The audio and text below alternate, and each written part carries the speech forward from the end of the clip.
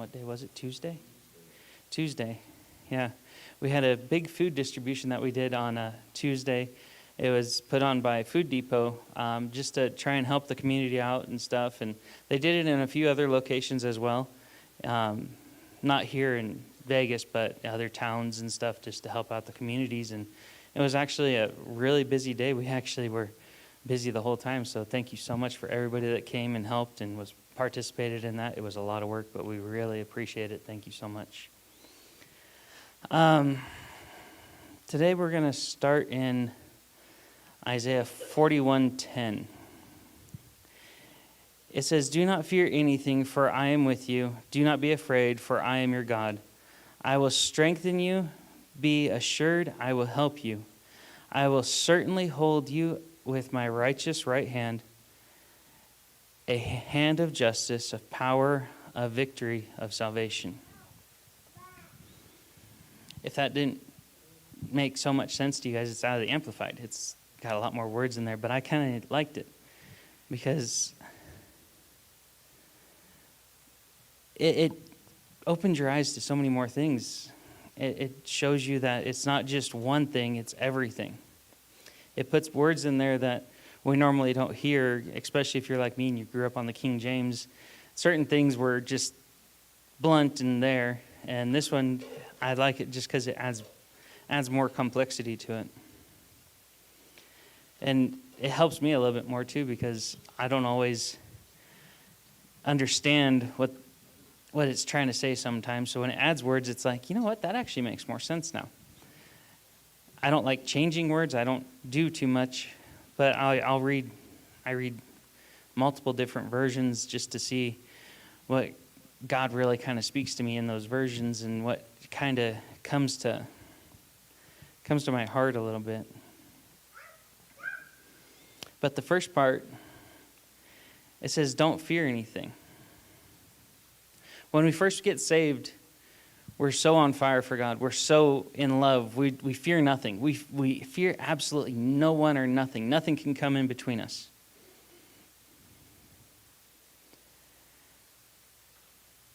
And the first part of the scripture, it says, don't fear, for I am with you. It's so amazing that when we first get saved, we fear absolutely nothing. When we're young, it's the same way. We fear nothing. We don't have the fear in our lives. Just like little Angelo over there, he doesn't fear anything. He's brave. He's ready to do anything. He'll touch something hot without you even realizing it, just because he's like, what is that? I want to touch it. But at the same time, what happens to us as we move in our Christian faith sometimes? We start to look at the world in fear. All the news media throws at us is fear. All these things that they throw at us all the time is just fear. People want us to live in constant fear. But God right there says, do not fear, because He's with you. How do we lose track of our faith? I personally have never understood how I can walk with God and still walk in fear all the time. It's been a few years, but I used to fear bills all the time. Because when you first start adulthood, my parents tried to prepare me for it and said, you have to learn how to budget and learn how to do this and learn how to do that. It didn't really take effect until I became an adult and actually started having to pay bills. And it's like, you know what, that actually was smart. If I would have paid attention, I would have probably been better off. But God took me from a place of fear to a place of peace in that, because it was like, you know what? If I actually give it to Him and let Him have control over it, I don't have to worry about the bill coming in. It's going to be taken care of. It's going to work out. I had a truck payment, my very first truck payment. I had 0 credit score on my first truck payment. I went to a lender who said, yeah, we'll approve you. Yeah, I should have read the fine print on the interest on that one. That I paid, it was supposed to be a $12,000 truck. I paid $21,000 for the truck. I worried every month how I was going to make that truck payment. It was a $500 a month truck payment for 3.5 years. I learned my lesson. I really did. The next one I did, I was like, okay, I'm going to go somewhere else and get my own approval and lower interest rate. And the next one I was actually able to get for $125 a month for a year for a loan. And it was 0.5% interest on the loan. So I was like, I wisened up. I got smarter. But that first truck, I was in constant fear every month because they literally, they said, we're going to put a tracker on it. We're going to do this. We're going to do that. If you miss 2 months worth of payments, we're going to come repo the truck. I was in constant fear every month. Am I going to be able to afford it this month? Am I going to be able to afford it this month?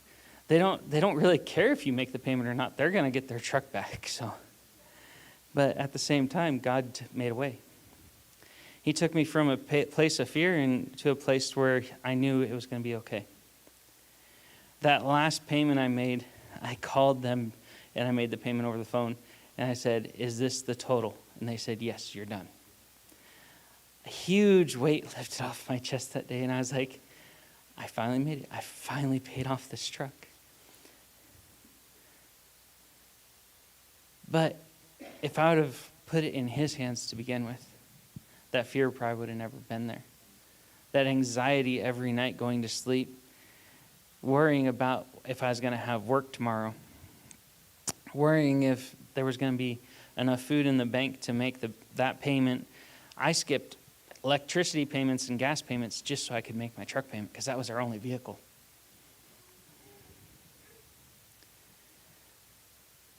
There was a few times we actually had our power cut off because of that. But God always made a way.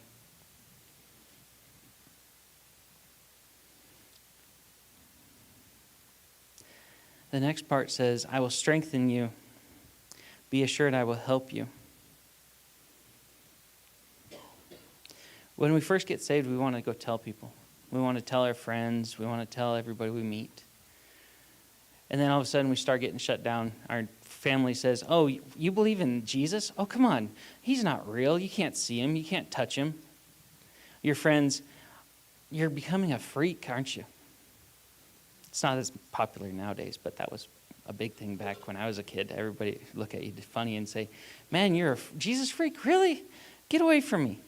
I actually had a few friends that quit being my friends because of that as a kid, but it didn't really bother me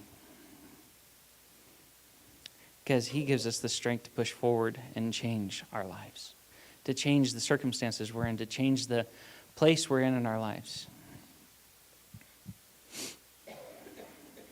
He's the one that holds us up. He never lets us fall. I tell the kids this all the time, and most of you in here should know it, the footprints in the sand. If you know the story, he's always there. He's always holding us up. He's always there, touching and making sure we're walking where we're supposed to. And most of the time, it's not even us walking. We just don't realize it because we're looking in worldly eyes and not in the spiritual.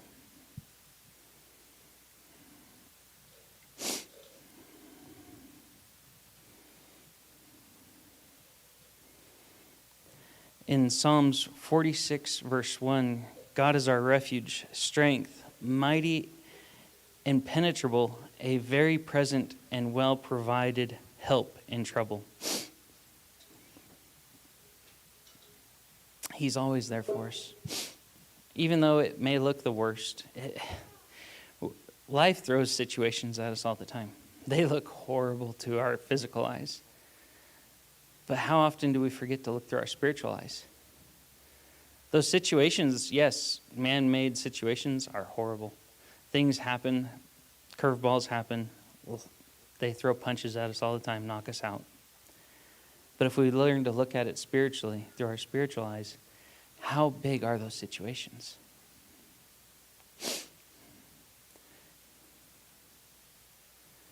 It took moving from Texas to New Mexico for me to become financially stable. It's kind of funny, you think. Texas has a pretty booming economy. There's lots of jobs, lots of people working. But we were never financially stable until we moved here. The last job I had, I worked for the guy for 4 months. And he was a good friend of mine. And he's like, you know what? you can work for me. I'll pay you commission on any sales you make. And God made a way to where when he was paying me commission, I kept getting job after job after job. But as soon as it was time for us to start saying we're leaving, God started shutting the jobs down. And he was like, why aren't you making any sales? I said, I don't know. He's like, well, I got this one really big job. Go take a look at it and see if you can land it. I went out to the job and I started talking to the customer, and we were talking and stuff. And he's like, so what are you going to do for the rest of your life? I said, I think I'm going to be moving because things aren't lining up here the way they should be. And I was giving this job a chance, but for some reason, everything I've been doing has been failing. And he was like, you know what? That might be God talking to you. I was like, I didn't say nothing about God. I didn't even bring that up. And he was like, yeah, that might be God talking to you, telling you it's time for you to get up and change like you were talking about. And I was like, you know what? You're probably right. He gave me the strength to actually make that move. And once we moved here, things changed around. God actually made it to we actually are pretty financially stable most of the time. Now, I'm not rich by no means, but at least I can pay my bills every month. And I don't have to worry about things, and I don't have to worry if, this bill's coming up. I already knew that bill was coming up. We have the money in the bank. God's taking care of it, so we're good. But it took us making that step in faith to actually move and do something different. Because once I got that job, I was actually thinking about staying another year. And because I was actually doing pretty good. I was making decent money. And all to realize it was so that I could afford to move down here. And it didn't cross my mind like that at first because I didn't look at it that way. I looked at it as, you know what, I'm finally making good money. I'm finally able to provide for my family. I'm finally able to pay all our bills on time and everything's paid in full. But I forgot to look at it spiritually because he already had a plan for me and I forgot. He was holding me up and he was carrying me, and I started letting go and started saying, you know what, I can do this on my own. I can change my own fate. I don't believe in fate, but that's just a word that came to my mind now. But we can't change what we're going to go through. God knows what's going to happen from point A to point Z, but we're making the road path going through all those. And when we go where he wants us, things always work out. They always go the right way. We don't get lost. We don't get sidetracked. He carries us where we're supposed to go. And those situations that come up, yes, they're horrible. Things knock us out, put us on the ground all the time in this world. But every time when we get back up, if we look at him first instead of the situation becomes small and minute, and everything around it is actually God working in the situation.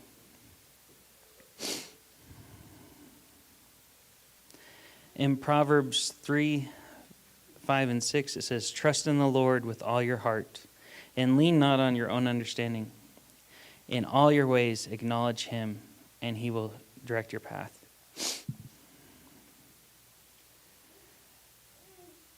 I don't know about you guys, but as a human being, it's hard to let go sometimes. Because, like I was saying earlier, we think we can control what's going on.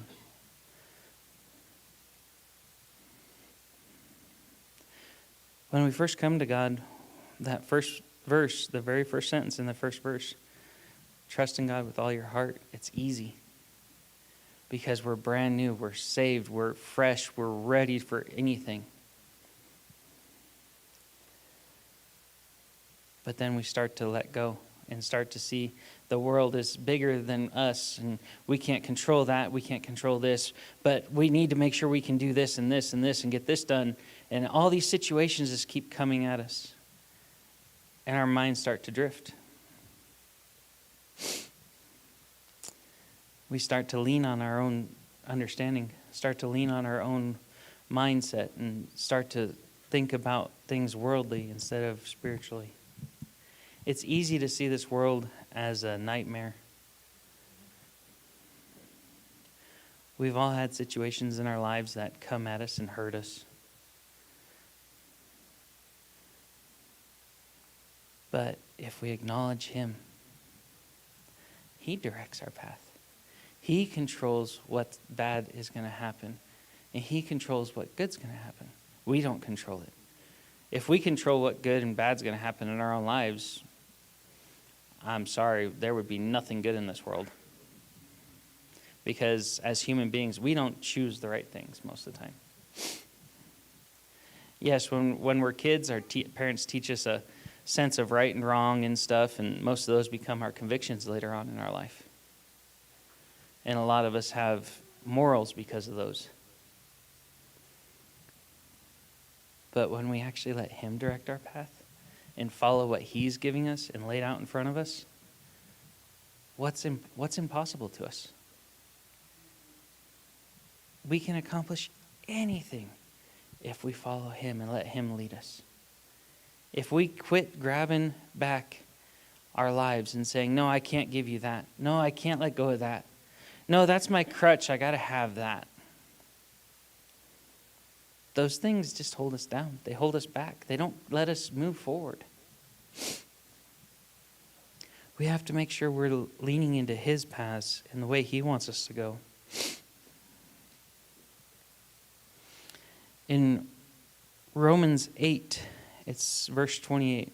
And we know with great confidence that God, who is deeply concerned about us, causes all things to work together as a plan for good for those who love God, to those who are called according to his plan and purpose. We're all called, right? That's why we're here, right? We're all saved. We're all called. Our mission fields are different, yes. We don't all work in the workplace anymore, but you still got a mission field. We don't all go out and see people at Walmart all the time, but our house, the people that come into our house, those are our mission field. The people that we come into contact, that's our mission field. What are we doing in our mission field?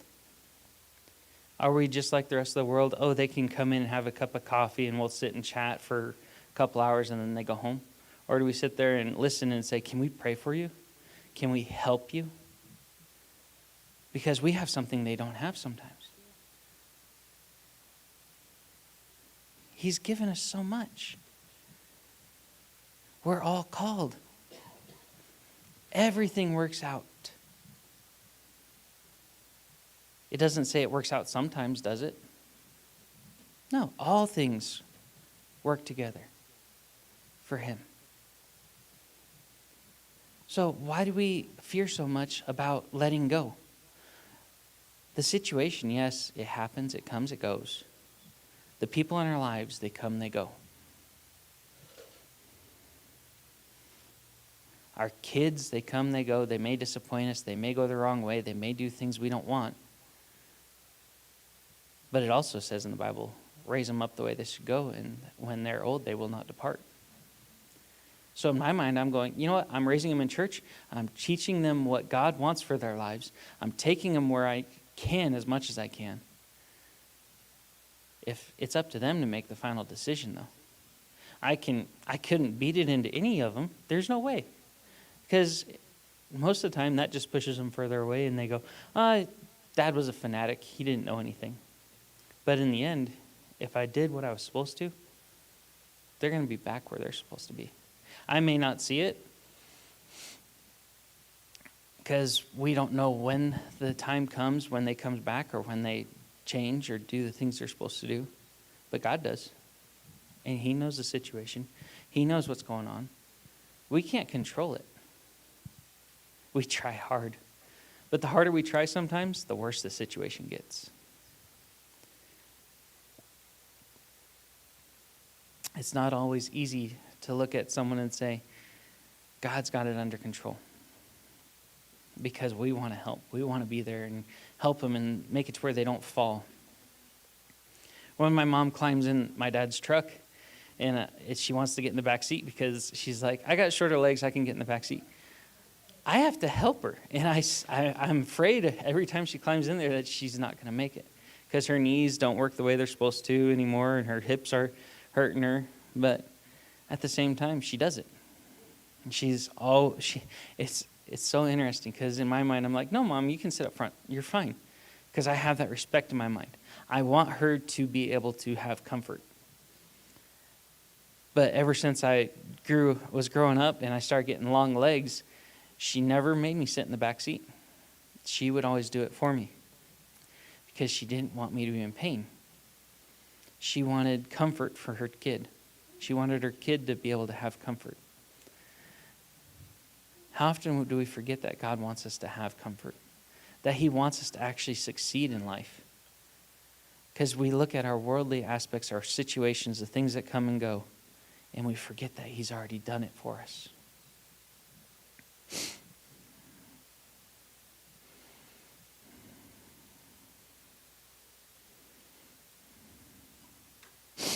In Joshua 1:9, it says, "Have I not commanded you? Be as strong and of good courage. Do not be afraid nor dismayed, for the Lord your God is with you wherever you go."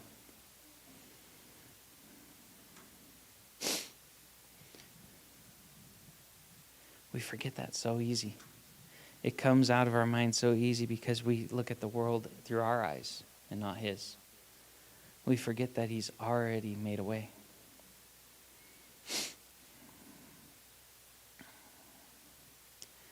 In 2 Corinthians 12, verse 9, "And he said to me, my grace is sufficient for you. My strength is made perfect in weakness. Therefore, most gladly I will rather boast in my infirmities, that the power of Christ may rest upon me." His grace is sufficient for us. It's his strength, not ours. Yes, in this world we do have to have the strength to get up, to move, to do things. Strength to open our mouths, to say the things we're supposed to say. But his strength is there. So when we're weak, he's strong, right? When we're bedridden, he's not. He's able to walk our whole entire house. The power of prayer is amazing. We were in Kansas. I was a little kid at the time. I was probably 7 years old. And all of a sudden, we were on the interstate going 75, 80 miles an hour. Speed limit 75. My mom usually went the speed limit, so she was driving. But all of a sudden, we crested a hill, and right at the top of the hill, nothing but stopped cars in our way. As soon as my mom saw that, she said, "Jesus." That was the first word out of her mouth. It wasn't, "oh no," or this or that, all the other words that come to our minds when we're in this world. It was Jesus. She was able to stop, and somehow, instead of stopping right behind the car, she actually stopped over on the side of it, and that car got hit. And she didn't even turn the wheel. How often do we forget that he's in control? In our worldly eyes, the first thing would be slam on the brakes and say a bunch of curse words. Most of us. I'm being honest. A lot of us, we've said these words our whole lives because we want to rebel against our parents or just because it's something that describes so many situations. It's really easy. Those words come right out of our mouth sometimes. But when he's the center of our focus, I don't remember a single time riding with my mom when the music wasn't playing Christian music. Now up in Kansas, it was a lot easier than around here sometimes. You go half a mile one way, you lose radio stations if you don't have CD or your phone or something that has the music. It's easy to lose the stations. But up there, she kept it on Christian music all the time when we were in the car. She was always praying. So many times that God saved us from a situation because she put him first. It wasn't us kids. God didn't save it because of us kids. No, my mom looked at it through spiritual eyes. She looked at it in not of this world, but through Christ and said, he's in control. There's so many things that we look at in this world, and we look at the situation, look at the circumstance, and we go, we can't do that. We can't accomplish that because I'm not strong enough. I don't have the finances. Well, no, we don't. But who does? He's in control of the money. He's in control of the strength. He's in control of everything. It says it right there. His grace is sufficient, for my strength is made perfect in his weakness. So he's strong when we're weak. When we can't do it, he can. But we keep putting our strength ahead of his because we think we have to do it. Works don't get us to heaven. We can do good works our whole lives and never get to heaven. But when he's doing the work in us and through us, and we give everything to him, he gets us where we need to be.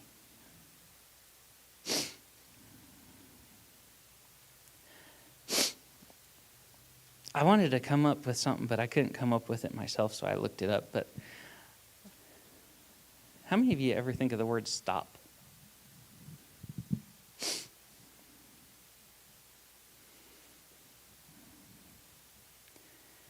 For me, I forget to stop and think about things sometimes and just let it go. But it's an important word.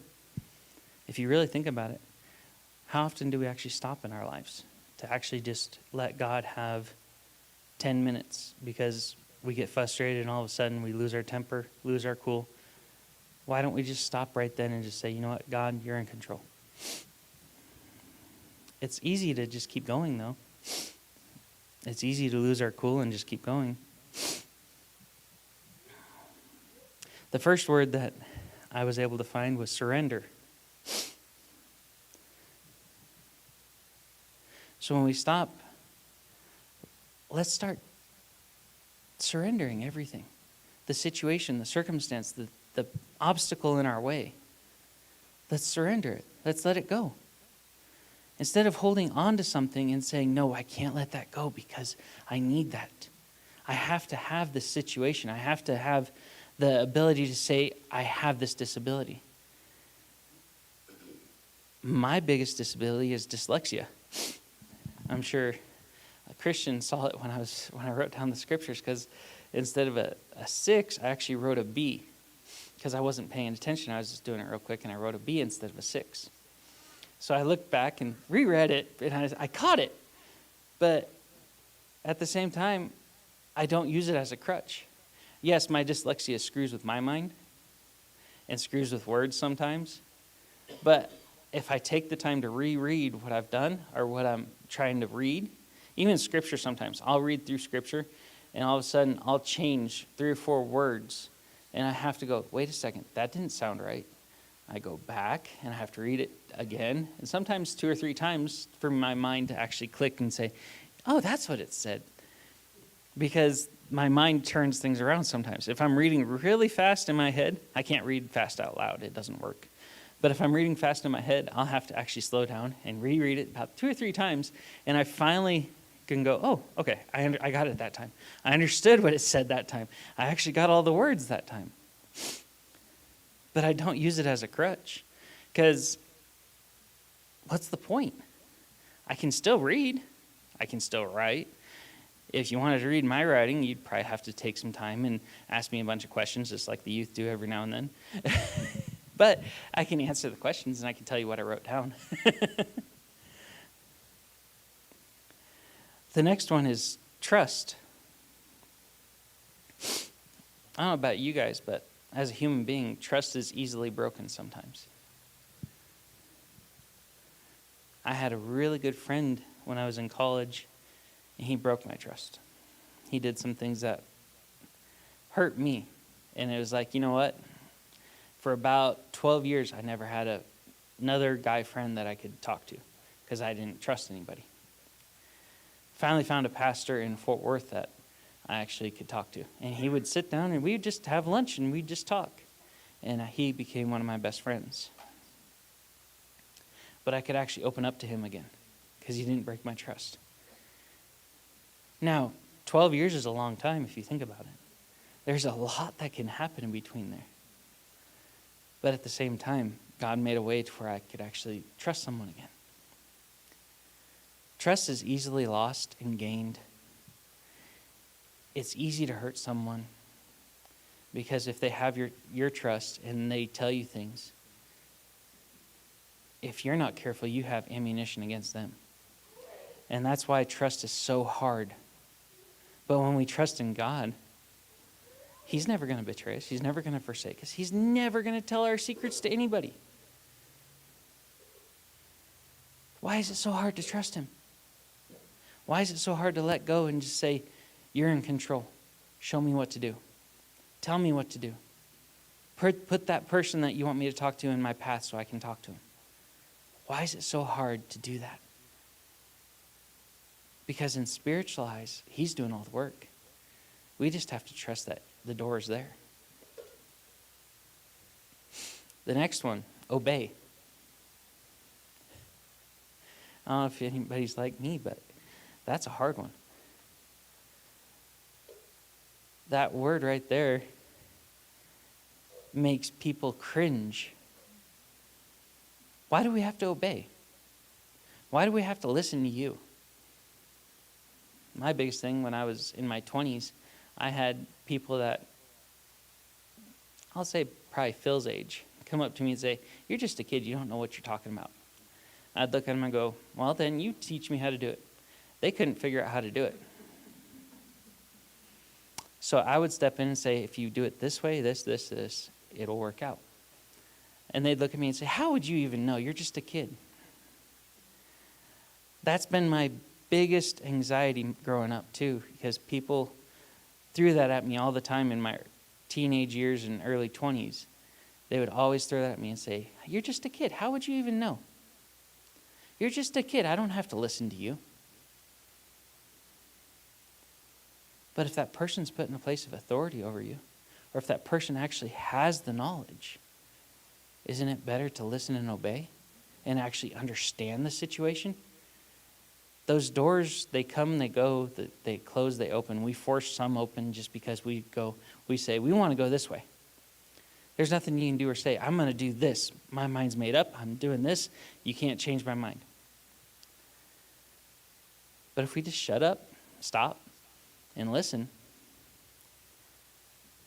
and then make that big step of obedience. I said it last time I preached. Delayed obedience is still disobedience. We have to learn to obey. And I'm not talking about the secular world and people out there. I'm talking about God right now. We're talking about the Bible. If we learn to obey what God's put in front of us, nothing's impossible. In the last letter, I actually came up with 2 words. I didn't look those up. I actually thought about it. Pray or praise. Depending on the situation, prayer is always a great resort. Because guess what? He hears us. He understands us. He wants to be there for us. And praise, I like that one because if we did everything above that, the situation worked itself out, so we give Him praise. Everything came around and worked out the way it was supposed to. Everything changed the way it was supposed to. Nothing was out of order because it was in His order. So we give Him praise. We give Him worship. We give Him all the glory. Because without Him, nothing is possible. All things are impossible without Him.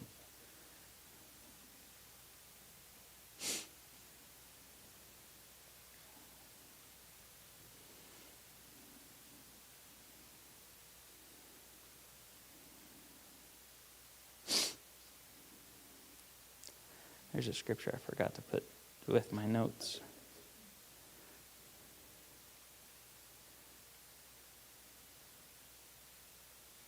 Give me just a second, sorry. I thought I had it in there and I didn't.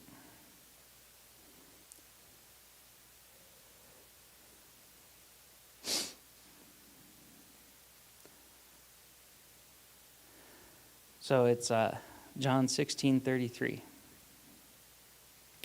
These things I have spoken to you, that in me you may have peace. In the world you will have tribulation, but be of good cheer. I have overcome the world. How many times do we forget that God actually came to earth, that Jesus lived among us? He was a human being. He lived the same life we're living. He had the same temptations. He had the same situations. He had to work for a living for a while. His dad taught him how to be a carpenter and do things. He just didn't roll through life doing his own thing all the time. Not until his ministry started, then he started doing God's work. Even as a kid, though, he actually went to the temple and argued with the Pharisees. I thought that was pretty cool. But he had the same things we have. In this verse, though, it's talking about everything I've been talking about today. We struggle. We have these trials. We have these things that come across. The world hits us over the head all the time. But what's that last sentence? He overcame the world. Why do we live in fear of the world? Why do we live in fear of what's happening in the world?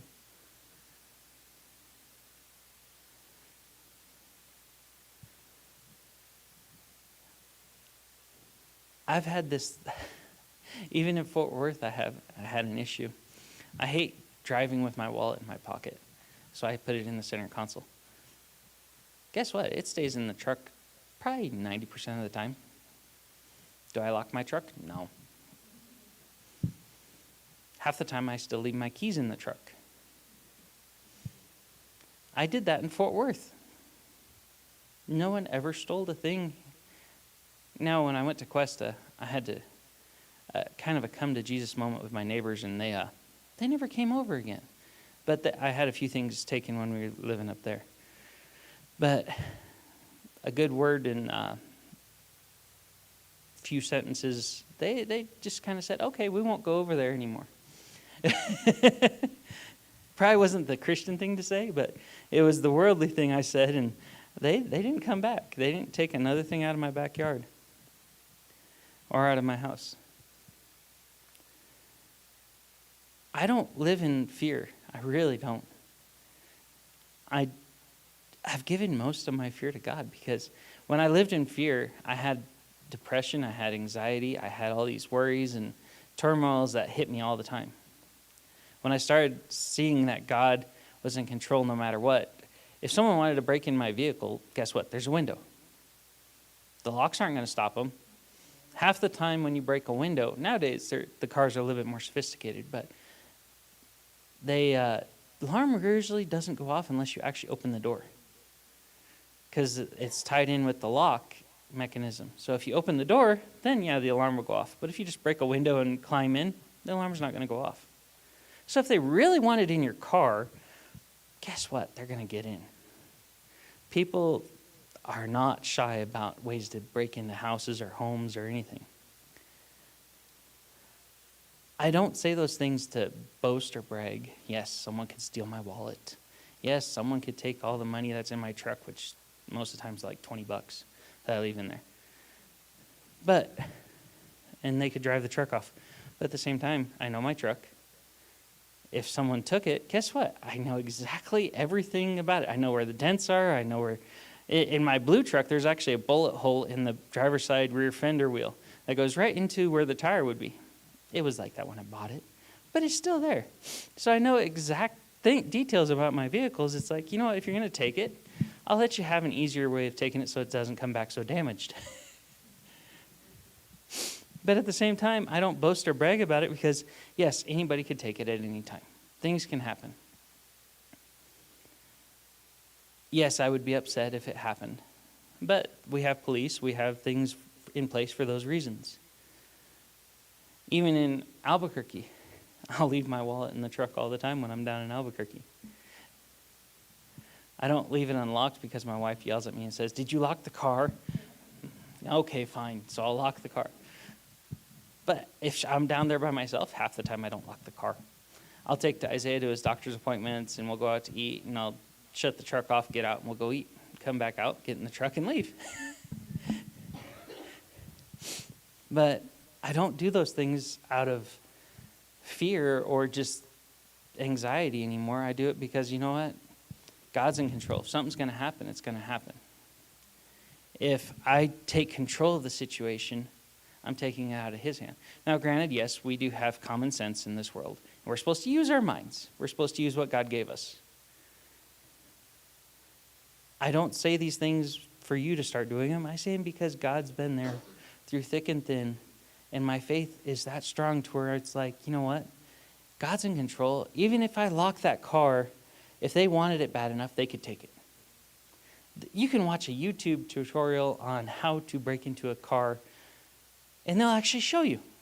You can buy lockpicks online now that will actually break into anything. They have a lockpick set for arcade games now that you can buy online. Why you would need those, I don't know, unless you actually own the arcade game, but they have them. If you want to break into something, you can.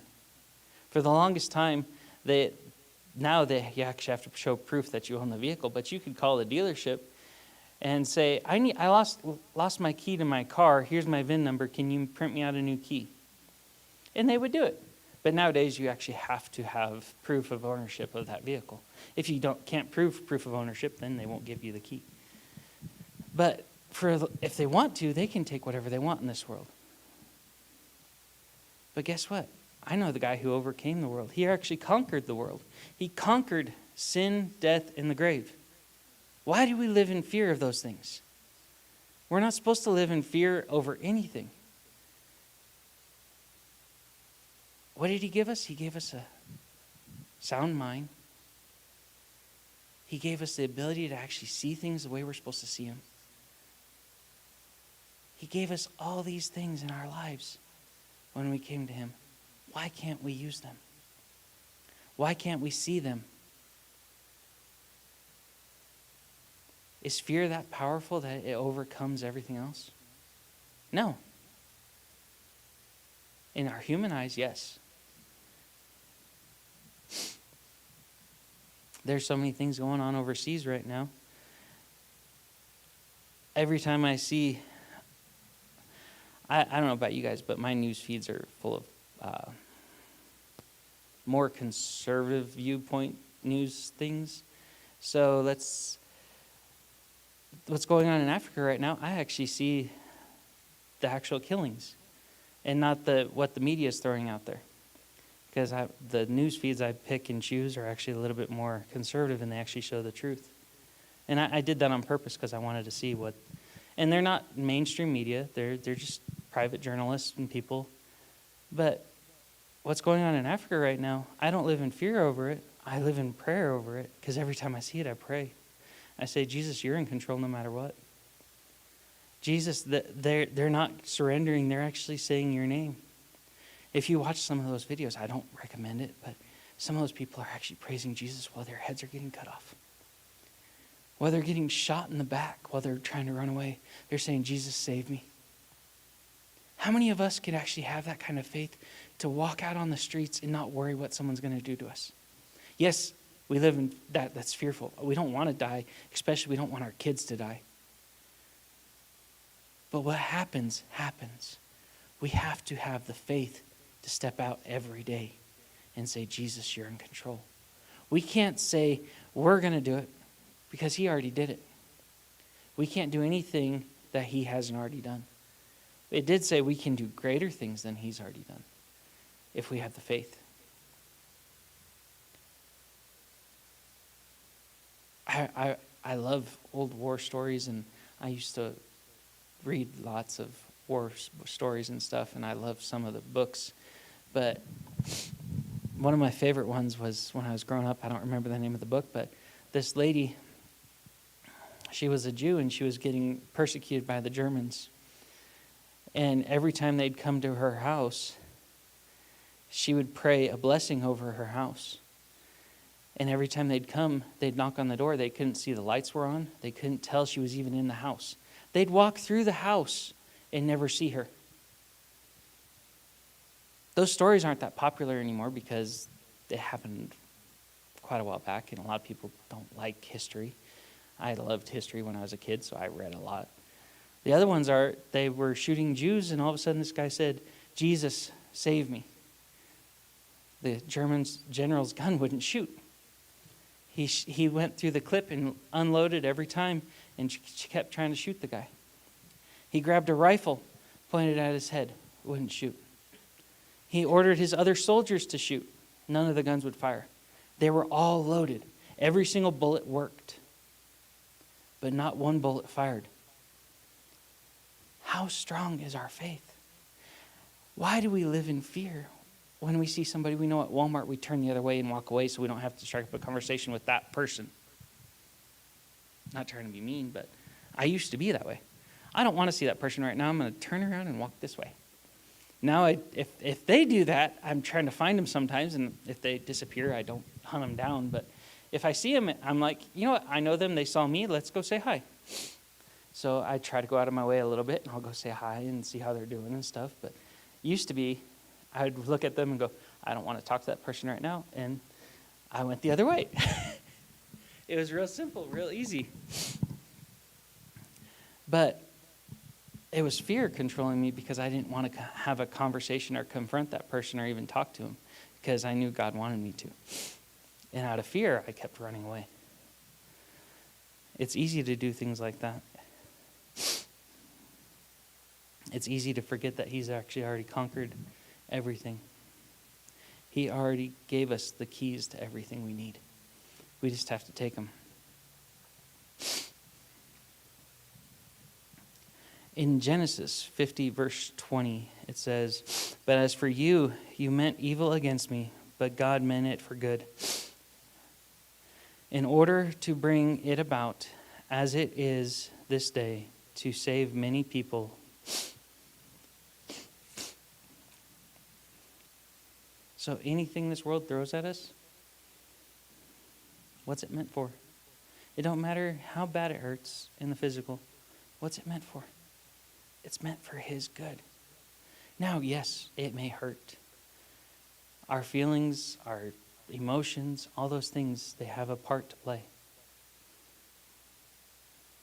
But in the end, it all works for his good.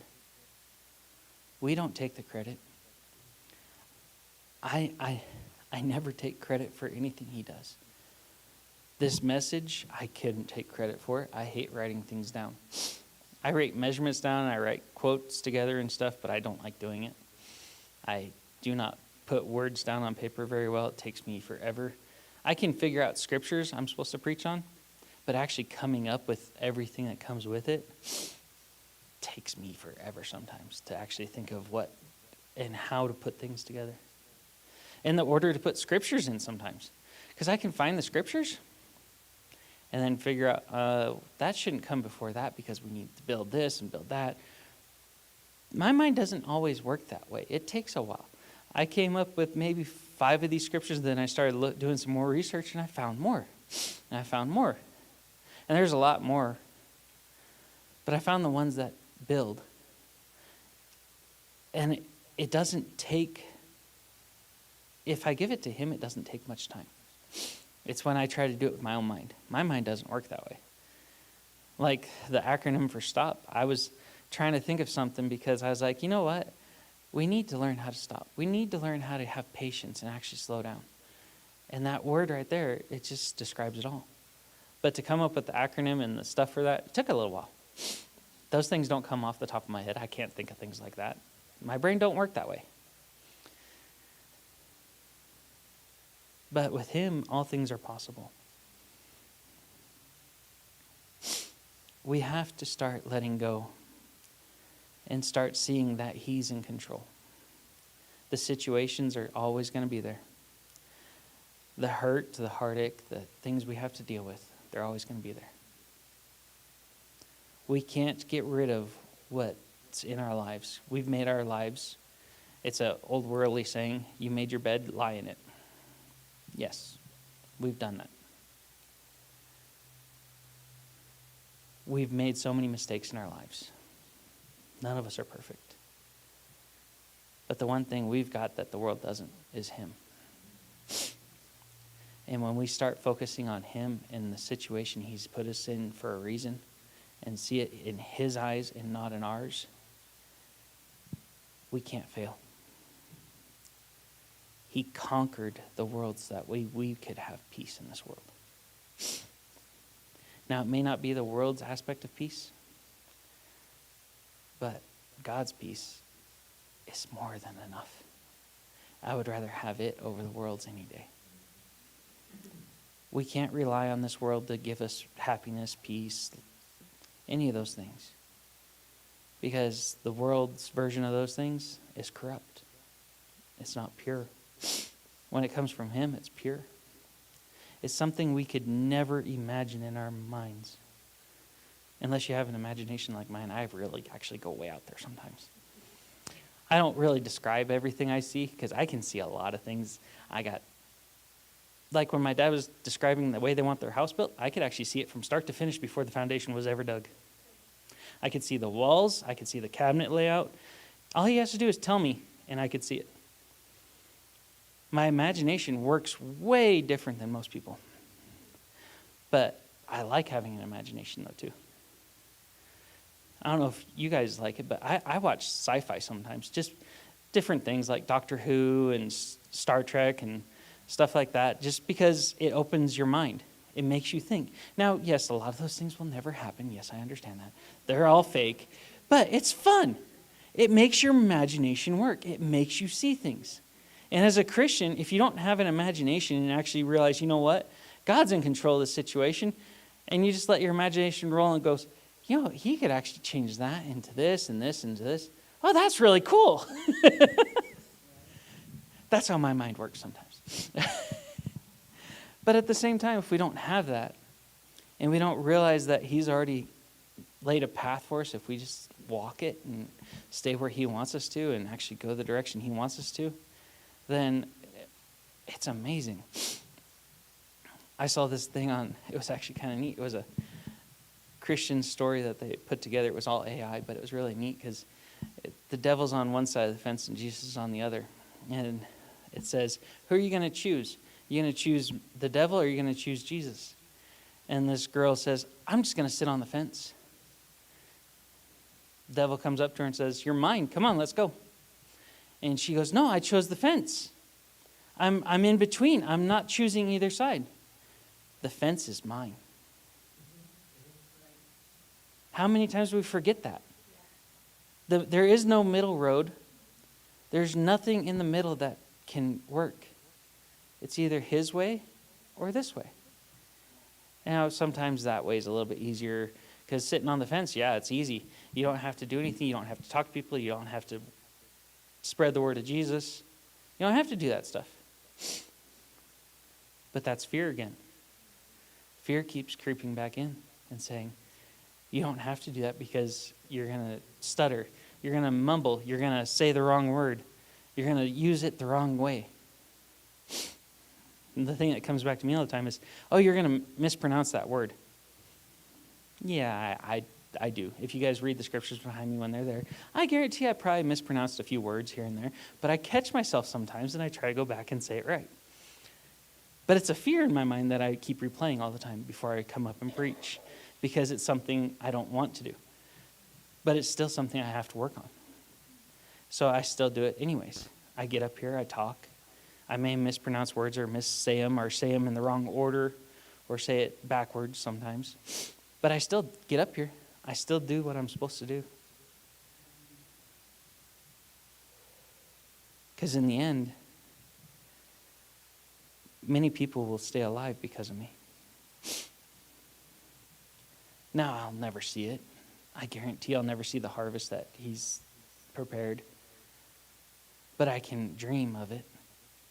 I can imagine it. I can see things growing.